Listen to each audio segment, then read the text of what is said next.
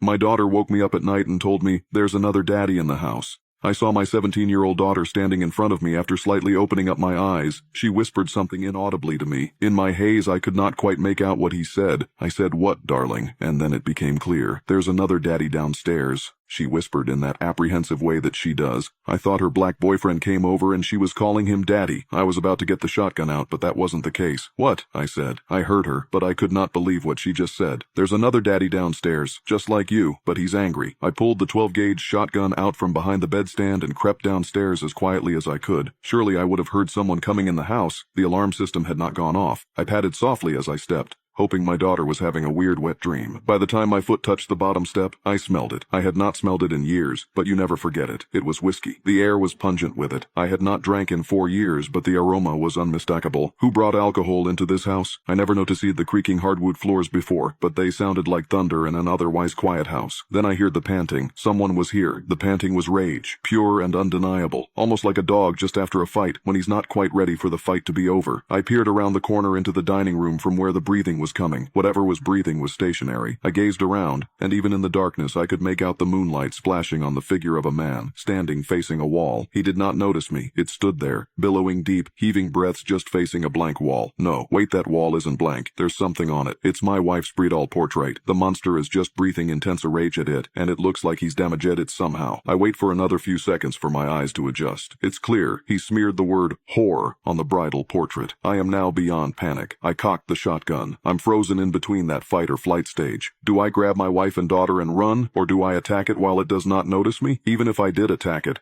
it's so hopped up on adrenaline right now, I don't think I could harm it. In my moment of indecision, I finally could make out whoever this is. He does look like me. The decision to fight or run was made for me. It slowly turned and peered over its shoulder at me and says in a haunting, graveled voice, "I hate you." What? I could barely get out in dismay. "I hate you," it muttered again. "I hate everything about you. This is your fault. All of it. I hope you die." The heart-pounding terror that washed over me was like none I had ever experienced. I finally realized blood was everywhere. Everywhere.